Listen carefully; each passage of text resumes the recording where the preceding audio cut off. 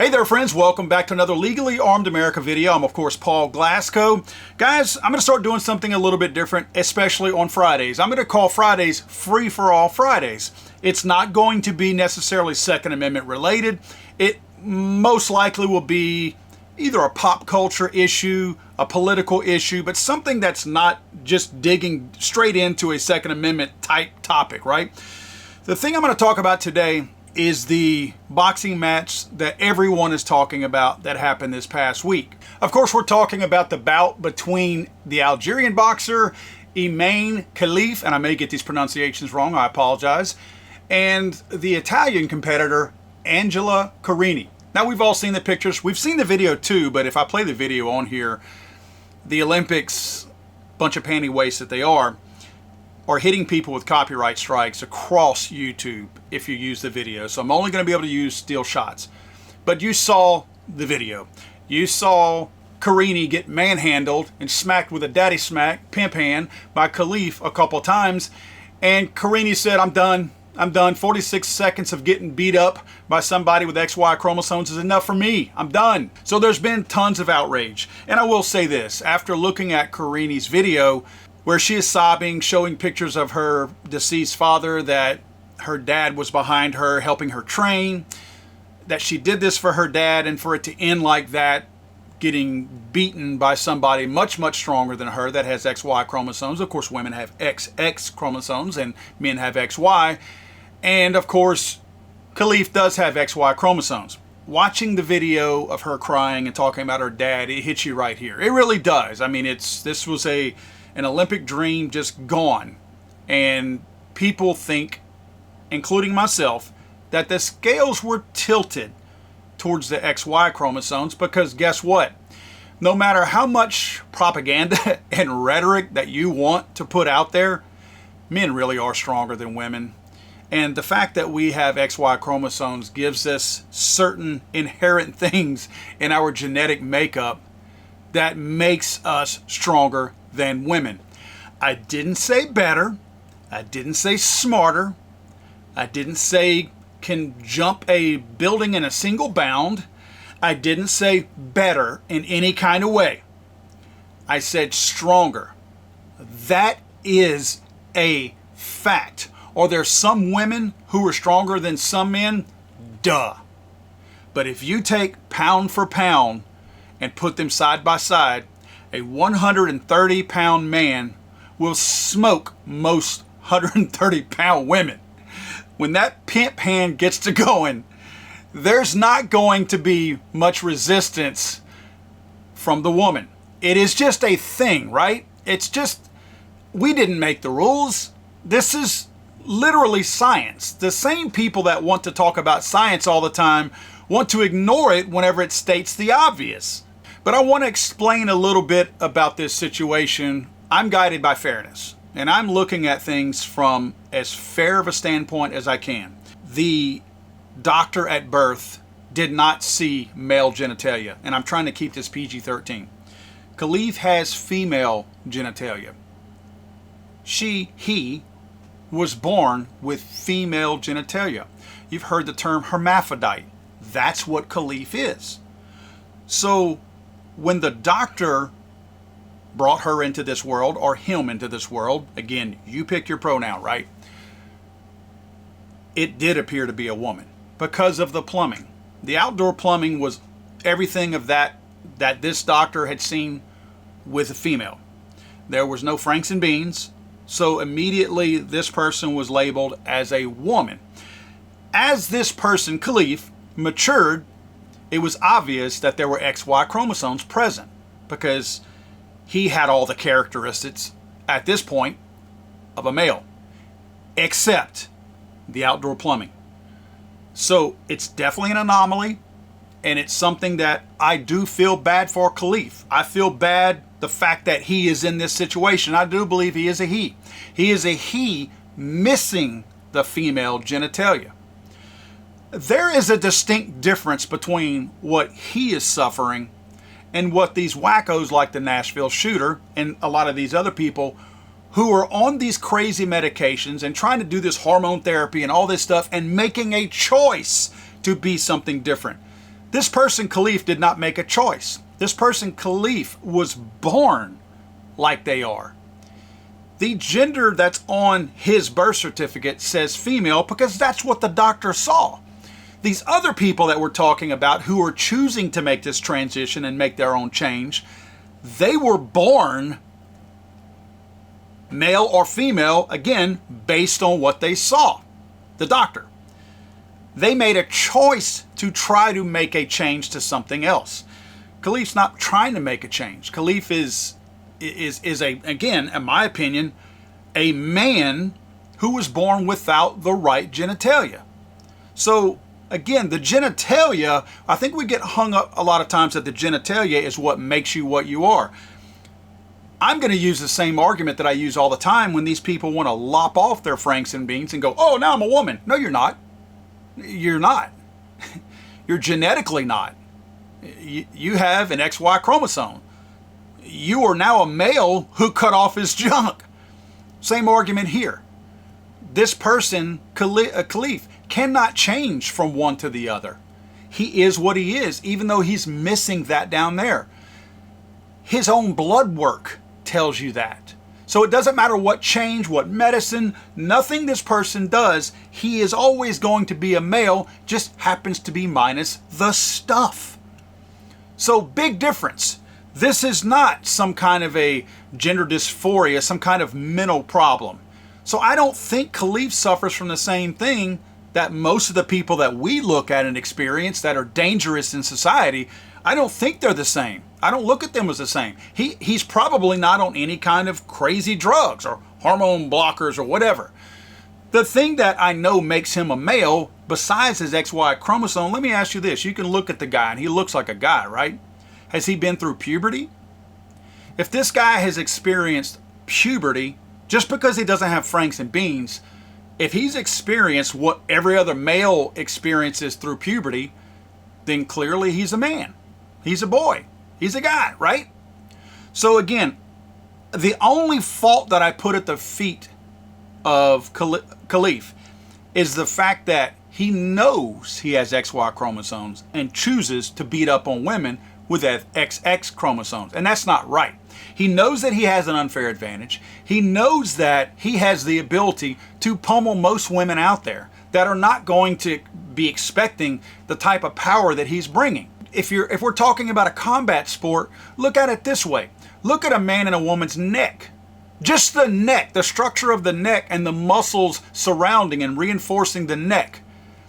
These women that he's punching, their necks are not made to be able to withstand that type of power that he's bringing to them. When they punch him in the face, it's not a big deal. There's people who have argued, oh yeah, but he's lost to other women, so it makes it even, it makes it fair. No, it doesn't. It just means that he sucks at boxing. That's all. It just means that he's a man, that there are really good female boxers out there that can still beat him. If I jump into a ring with most of these female boxers, I am clearly a man. Yes, I am a man. In every kind, I got the franks and beats too. Most of them are going to beat me. That doesn't mean that somehow or another it's fair that I go fight women. It just means that I'm not a good boxer. Just because he's lost to other women boxers doesn't mean that it's a level playing field. Again, he's just probably not that good of a boxer. You can go in there with brute strength, and that's going to win in a lot of cases. Number one, you can take the punches a lot better coming from females. And when you are giving them the business, it's a little bit harder also. So you can overcome a lack of skill by just brute strength in many cases. My heart goes out for Khelif being in an unusual situation, but I do fault him for taking advantage of the fact that he has a very, very unfair advantage and can beat the brakes off of most of the women that he gets in there in the ring with.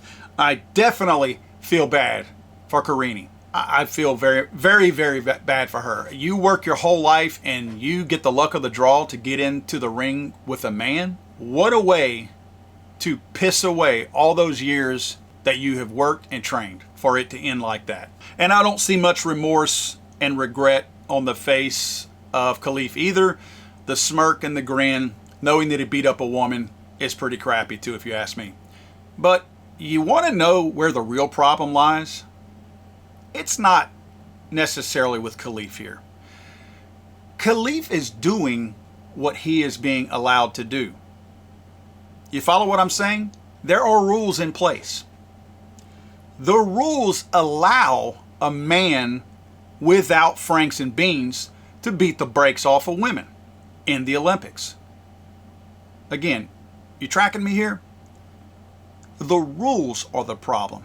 The ruling body is the problem. Now, I'm not going to sit here and rehash everything about the opening ceremony, and everybody talked about it being satanic and all that. I do my best to not bring religion into my videos simply because I don't want you forcing your beliefs onto me. So I respect yours in return, and I'm not going to force mine onto you. I have my own beliefs, and I live by my own beliefs. But you're not going to force yours on me, so I'm doing the same amount of respect in return to not do that to you. But you saw the opening ceremony. You see the people who are in charge. You got a naked guy with fruit wrapped around him. You got a bunch of drag queens. What do you expect? The governing body, the Olympic Commission, is the problem. You want to know how deep this problem is? And the fact that the Olympic Committee knew that there was going to be this exact situation taking place. And I'll tell you why and show you why. I know the Olympic Committee knew this was going to be a topic that came up, and they knew it was going to be serious, and they knew they would have to address it. Here's why I know this. The Olympic Committee put out a guideline for all of the people covering the Olympics to have to read. Gender equal, fair, and inclusive representation in sport. This was something that every agency who would be covering the Olympics had to abide by and agree to and follow these guidelines put forth by the Olympic Committee. Notice the stupid, ill thought out, and wackadoodle undertones throughout this entire silly publication. Sports coverage plays an important role in shaping gender norms and stereotypes and promoting new positive diverse role models. However, there are still some fundamental differences in how sports women and women's sport are portrayed in comparison to that of men. So I'm not going to bore you with every single page of this thing because essentially it's put out by a bunch of wacko feminists. There's no doubt. I don't need to see who put this out. There were some hardcore single cat lady women, blue hair, probably 300 or 400 pounds overweight, can't get a real job, can't get a real boyfriend, now bitter, mad at the world, and guess what? Now, yay, women power, girl power, men suck. That's who wrote this. Look at this stuff. They complain throughout this whole thing about men getting more coverage and people appreciating and liking men's sports better than women's sports. Look down here. Sport has the power to shift how women and all their diversity are seen and how they see themselves. As leaders, communicators, content creators, and media outlets within the sports movement, we set the tone as to how sports people and athletes globally are pictured, presented, described, talked about, and represented, portrayed across all forms of media and communication. Again, guys, this is a how-to of how they want you to cover the Olympics. It's a rule book on how you're expected to cover these Olympic Games. Then it goes down to say, beyond gender, women, like men, are not a homogeneous group, nor are they solely defined by their gender identity. Indeed, women are as different from each other as they are from men. All individuals have multiple intersecting dimensions that shape their experiences of sport. I want to remind you real quick, there is not a portrayal guideline designed to describe men. Nowhere in here is there any yay men. This is all a yay women. This is nothing to do in here is supportive of or complimentary of men.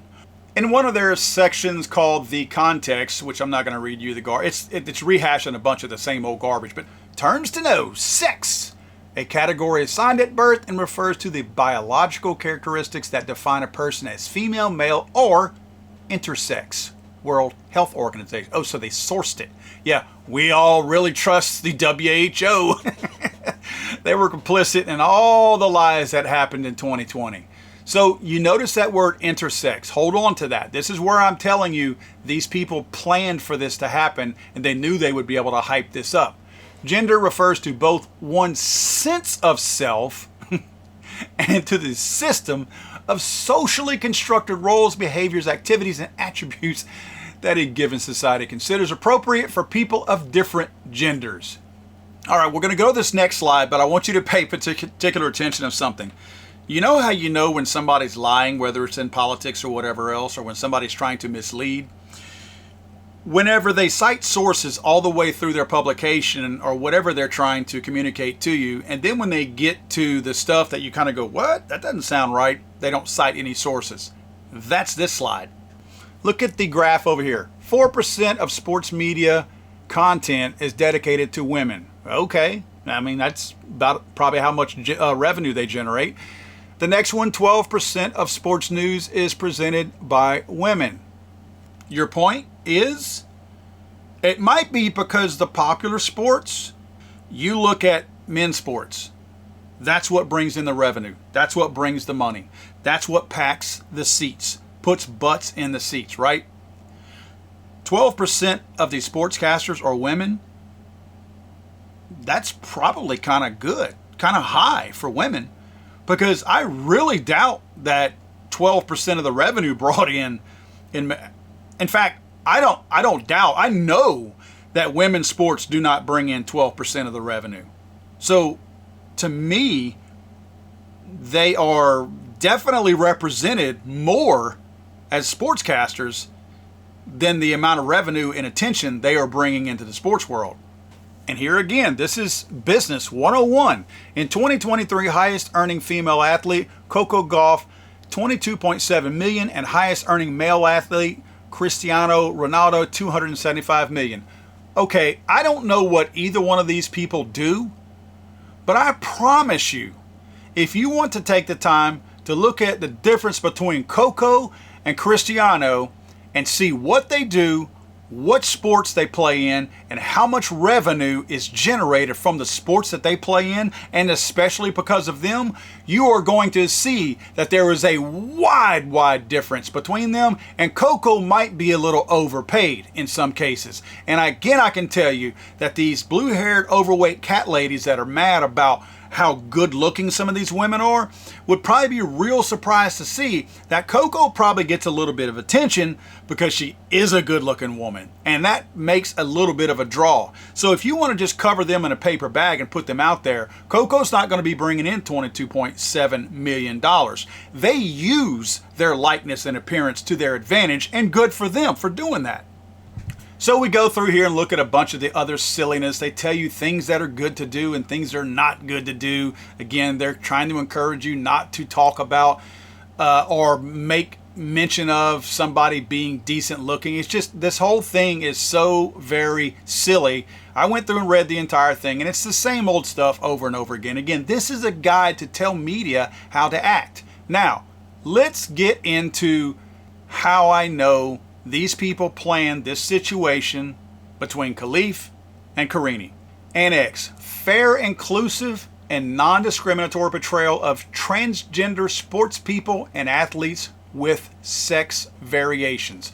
You are going to recognize some of these exact same terms that these people use that apply to Khelif and a Taiwanese boxer that has the same condition that Khelif has. So there's only 2 out of 300 or 400 people who are competing in the Olympics. Only 2 people have this condition, but it is specifically pointed out in this gender affirming guide, or whatever you want to call this. Every person, irrespective of their gender identity or sex variation, there's that word again, has the right to practice sport without discrimination and in a way that respects their health, safety, and dignity.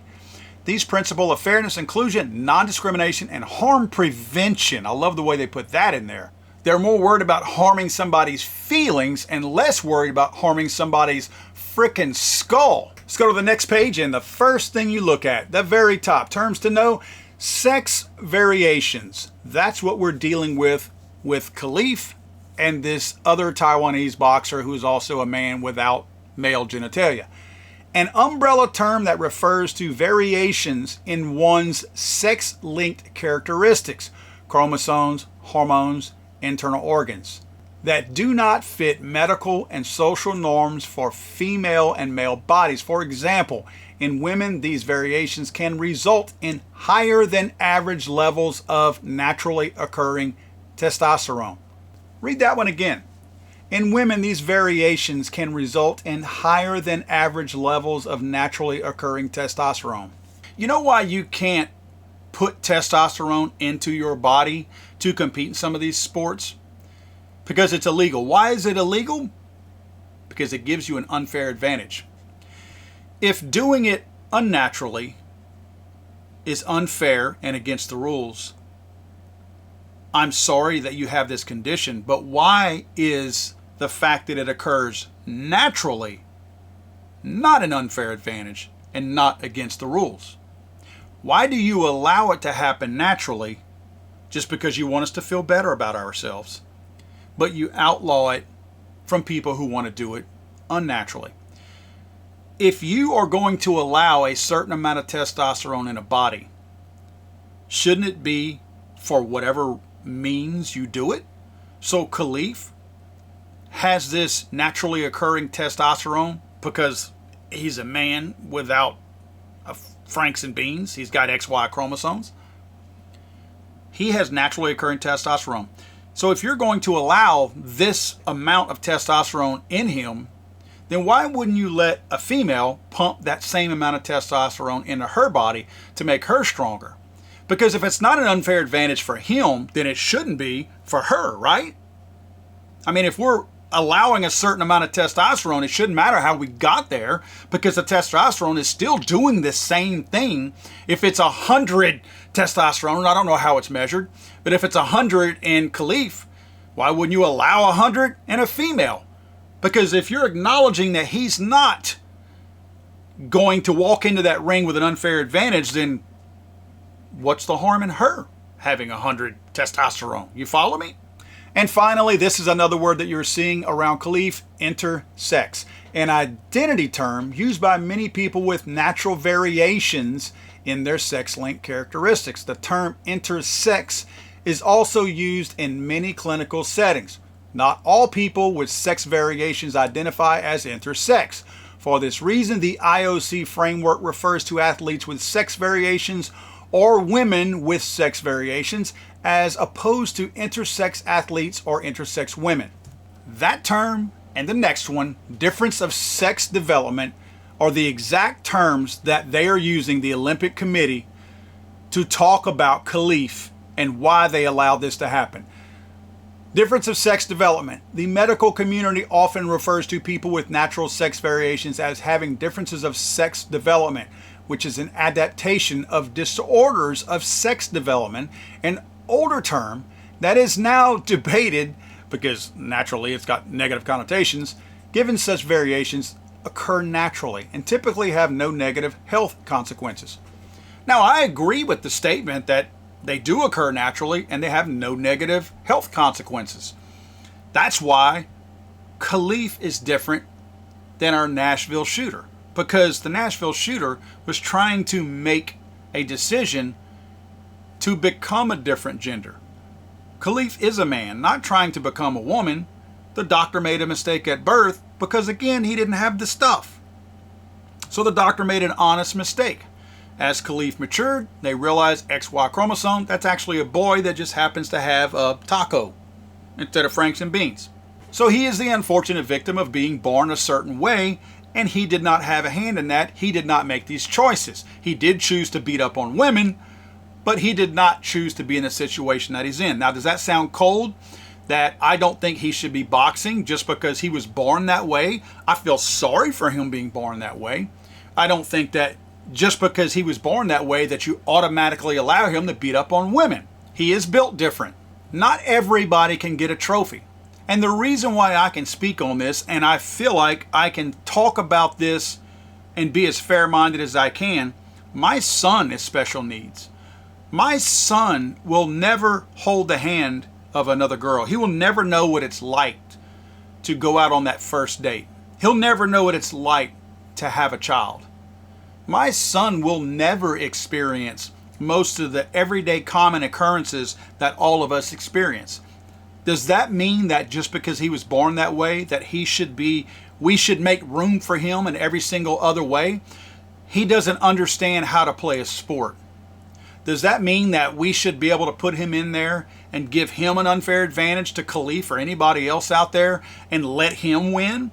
Somehow or another create a system or a set of rules that allows him to get in there? No, that's not fair. Should we force another neurotypical girl or woman to go out with my son just because he doesn't have the skills and the ability to court somebody? No. That's the hand he is dealt. It's unfortunate, but that is the hand that he is dealt. We deal with the hands that we are dealt. We don't change the rules because somebody is dealt a bad hand. Khelif was dealt a bad hand in how he was born. I'm sorry. I'm sorry about that. Everybody has a cross to bear.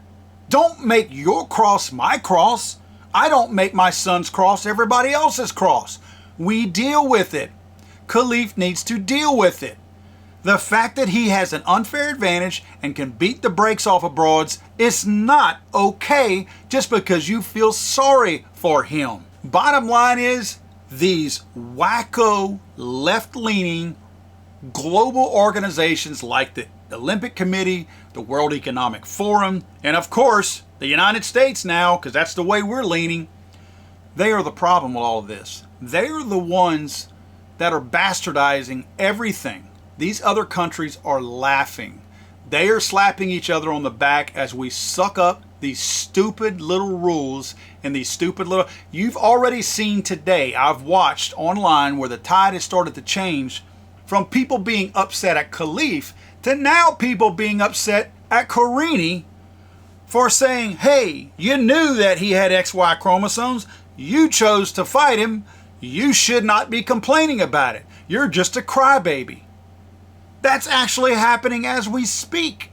The tides are turning to where they're turning against this lady who was born a girl with an X and an X chromosome. And now she's being made out to be the bad person because she didn't want to get pimp slapped for however long these rounds are. Now she's the one that people are coming down on. That's where we're at now. That's the silliness and the craziness of where we're at. Guys, thanks for watching. I know that this video is going to get squashed because the subject matter is not something that YouTube is really happy with, including Google. So watch this video while you can. I just wanted to get the truth out there about it. Again, Khelif, I fault him for knowing that he can beat the crap out of women. Apparently, again, he's not a very good boxer. He's just brutally stronger than these women. So I fault him on that. But it's not his fault that he's in the position that he's in as far as how he was born. This guy did not make a choice. He was born like this. So he's just living his life as what he was born with the XY chromosome and no taco. The other transgender people have gender dysphoria. They have a mental condition. They are not the same. These two people are not the same makeup. One needs medication, the other one doesn't, right?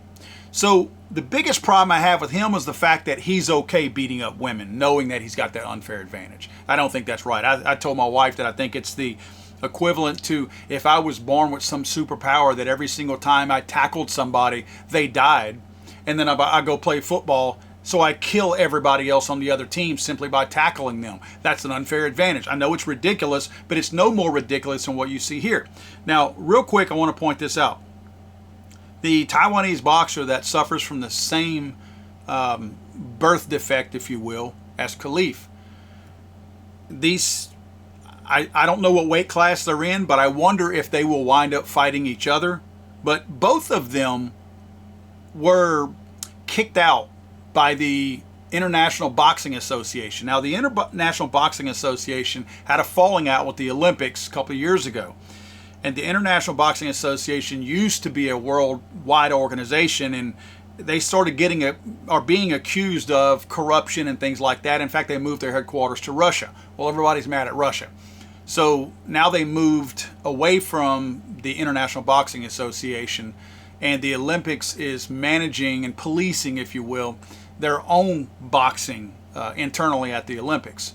So that's why you've probably heard that Khelif and this Taiwanese boxer were kicked out, stripped of whatever things they were boxing in, whatever other, competitions they were boxing in. That's why you've heard that. The problem is the Olympic Committee is not disclosing how they determine if somebody has an unfair advantage, or the testing protocols that are out there to determine if that person is a woman, that person a male. In other words, they probably don't have any. In fact, their defense, the Olympic Committee, has been the people, the Taiwanese boxer and Khelif, their passports say female, so that's why we let them fight against women. So what you're telling me is you don't have any formal testing. You have no way of deciding if somebody has an unfair advantage based on chromosomes. Because if your only test is what is on their passport. So if it says female, you let them fight. That seems really stupid and silly to me. But a lot of the stuff you saw in this publication also tells me, where are we going?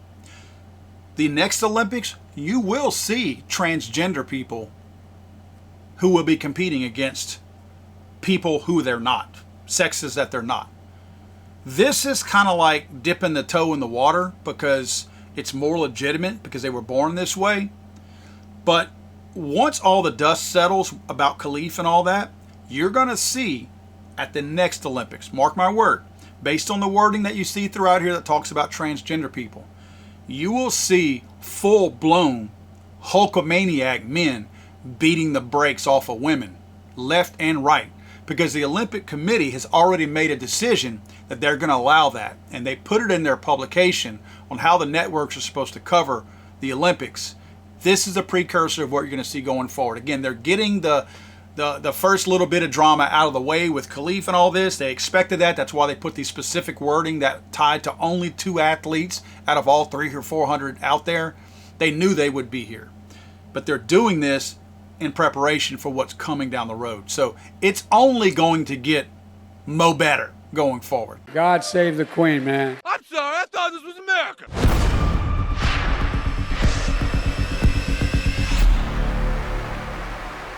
He's over.